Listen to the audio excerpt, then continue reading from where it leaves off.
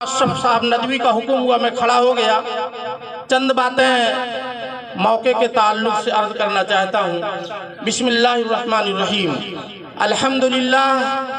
अल्हम्दुलिल्लाह वहदा व कफा व सलामुन अला इबादिहिल्लज़ीना इस्तफ़ा अम्मा बाद। क़ाल अल्लाहु तआला फ़अऊज़ु बिल्लाहि मिनश शैतानिर रजीम। बिस्मिल्लाहिर्रहमानिर्रहीम।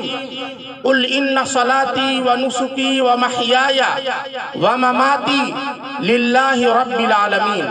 सदक़ल्लाहुल अज़ीम। मुअर्रिख़ यूं जगह देता नहीं तारीख़ आलम में, मुअर्रिख़ यूं जगह देता नहीं तारीख़ आलम में, बड़ी कुर्बानियों के बाद पैदा नाम होता है। अल्लाह तबारक व तआला का बहुत बड़ा फज़ल व करम है कि अल्लाह तबारक व तआला ने इस उम्मत को उसवे इब्राहिमी और अपने खलील की सुन्नत को जारी रखने का शर्फ अता फरमाया। ईद कुर्बा इस्लाम का दूसरा बड़ा त्योहार है जो हज़रत इब्राहीम अलैहिस्सलाम और हज़रत इस्माइल अलैहिस्सलाम की याद में मनाया जाता है। हज़रत इब्राहीम अलैहिस्सलाम को अबुल अंबिया, मुवहिद आज़म, खलीलुल्लाह यानी अल्लाह का दोस्त और इमामुन्नास, ये अलकाब यूं ही नहीं मिल गए। इम्तिहान देना पड़ा, आजमाइशों से गुजरना पड़ा, सख्त मराहिल तय करने पड़े, तब अल्लाह ताला ने हज़रत इब्राहीम अलैहिस्सलाम को ये खिताब दिया। क़ाल इन्नी जाइलुका लिन्नासी इमामा। ऐ इब्राहीम, हमने तुम्हें लोगों का इमाम बनाया। मुअर्रिख़ यूं जगह देता नहीं तारीख़ आलम में, यूं ही मुवहिद आज़म नहीं कहलाए, अबुल अंबिया यूं ही नहीं कहलाए। सख्त इम्तिहान से हज़रत इब्राहीम अलैहिस्सलाम को गुजारा गया। अल्लाह ताला ने हज़रत इब्राहीम अलैहिस्सलाम की पूरी जिंदगी आजमाइश और इम्तिहान से भरी पड़ी है। बचपन ही से अल्लाह ताला ने हज़रत इब्राहीम अलैहिस्सलाम को इम्तिहान की दुनिया में लगा दिया। अभी आप बहुत छोटे थे, अभी बच्चे थे, अल्लाह ने हुक्म दिया कि इब्राहीम सबसे पहले अपने घर में मेरी ईद का ऐलान करो। चुनांचे आप सबको मालूम होगा इब्राहीम अलैहिस्सलाम के बाप जिनका नाम कुरान करीम ने आज़र बतलाया है, आज़र एक बुत परस्त थे, साज थे, बुत फरोश थे, अपने हाथों से बुत बनाते थे, उसको बाजार में बेचते थे, ये उनका काम था। अल्लाह ने जब हुक्म दिया कि इब्राहीम सबसे पहले मेरी तौहीद का ऐलान अपने घर में करो, कुरान करीम कहता है इब्राहीम अलैहिस्सलाम ने अपने बाप से पूछा, या अबती लिमा ताबुदु मा ला यस्मउ वला युबसिरु वला युगनी अन्का शैया। ऐ मेरे अब्बा जान, आप इन बेजान पत्थरों की पूजा क्यों करते हैं? ये आपकी सुनते नहीं, इनकी आंखें आपने तो बना दी लेकिन ये देखते नहीं, ये आपको कुछ दे नहीं सकते। या अबती ला ताबुदिश शैतान, ऐ अब्बा जान इन शैतानों की पूजा मत कीजिए। या अबती इन्नी अखाफु अन यमस्सका अज़ाबु मिनर रहमान, अब्बा जान मुझे डर लगता है कहीं अल्लाह का अज़ाब आपको घेर न ले, कहीं आप किसी मुसीबत में गिरफ्तार न हो जाए। जब इब्राहीम अलैहिस्सलाम ने ये सवालात अपने वालिद से किया, वालिद ने अपना तेवर बदला, वालिद गुस्से में आए। वालिद ने कहा, काला अरागिबुन अंता अन आलियती या इब्राहीम लइल्लम तंतहि लारजुमन्नका वहजुरनी मलिया। ऐ इब्राहीम, तुम मुझे मेरे माबूदों से बरगश्ता करना चाहते हो? हरगिज नहीं, तुम्हारा ये जोर मुझ पर नहीं चलेगा। इसकी तफसीर में मुफस्सिरीन ने एक वाकया लिखा है कि आज़र जो अपने हाथों से बुत बनाते थे, खचिया में रख करके बाजार में गली में बेचते थे। जब बेटा थोड़ा बड़ा हुआ इब्राहीम, आज़र अपने हाथों से बुत बनाते, अब बेटे से कहते कि बेटा ले इसको बाजार में गांव में बेच कर आओ, لیکن اللہ تعالیٰ جب کسی کو نبوت کے لیے منتخب کر لیتا ہے تو اس کی پرورش بچپن ہی سے صحیح فطرت کے اوپر ہوتی ہے۔ اللہ تعالیٰ نے نبوت کے لیے ابراہیم علیہ السلام کو منتخب کر لیا تھا، اسی لیے ابراہیم علیہ السلام ان بتوں کو بازار میں لے جاتے تھے بیچنے کے لیے تو کیا کہتے تھے؟ حد مفسرین نے لکھا ہے من یشتری منی الہا لا یضرہ ولا ینفع، کون مجھ سے ایسا بت خریدے گا جو نہ اسے نفع دے سکتا ہے نہ نقصان دے سکتا ہے۔ صبح سے شام تک یہی آواز لگاتے تھے، ظاہر سی بات ہے اس آواز کے بعد کون خریدتا ہے؟ ایک بت بھی نہیں بکتا۔ جب ایک بت نہیں بکتا ابراہیم علیہ السلام اسے پانی میں ڈوبو کے خالی ہاتھ گھر واپس آ جاتے۔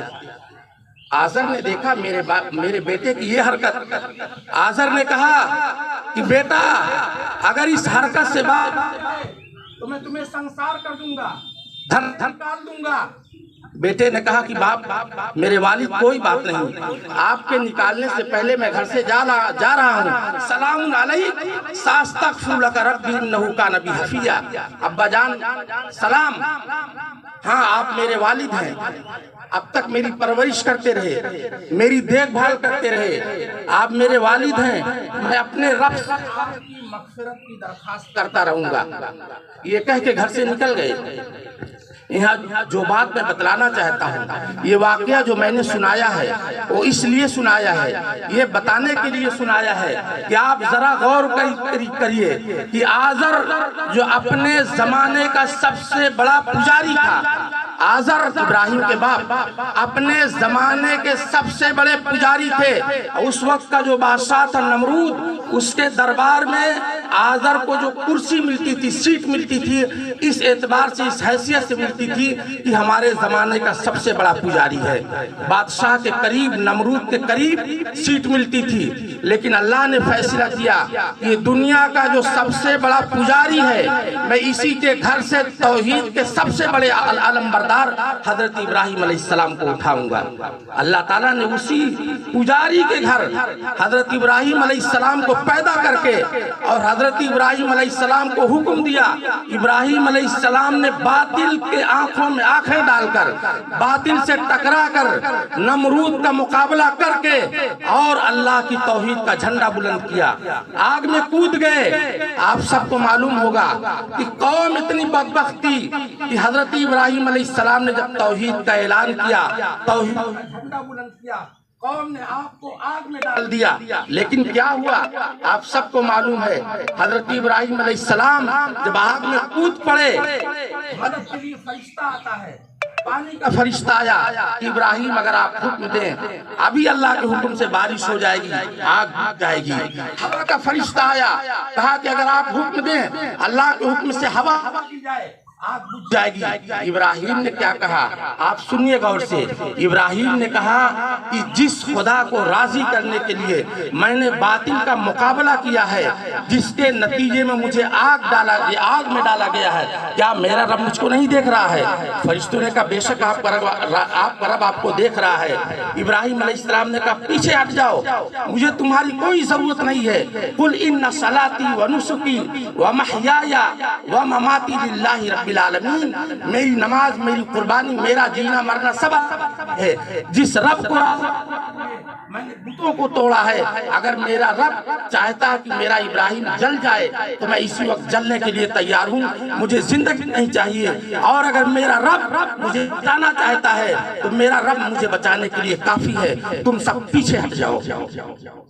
اللہ تعالیٰ نے ابراہیم علیہ السلام کی ایمان کو دیکھا اور فوراً آگ کو خطاب کیا، قلنا یا نار کونی بردم و سلاما علی ابراہیم، اے آگ تیری گود میں میرا ابراہیم آ رہا ہے، خبردار اس کے ہاتھ نہ جلنے پائے، اس کے پیر نہ جلنے پائے، اس کا روٹا نہ جلنے پائے، اس کو ایسے کھلا جیسے ماں اپنے بچے کو کھلاتی ہے، اس کو اس طرح خوشبو سے معطر کر دے جیسے کوئی چمن میں پہنچ جاتا ہے۔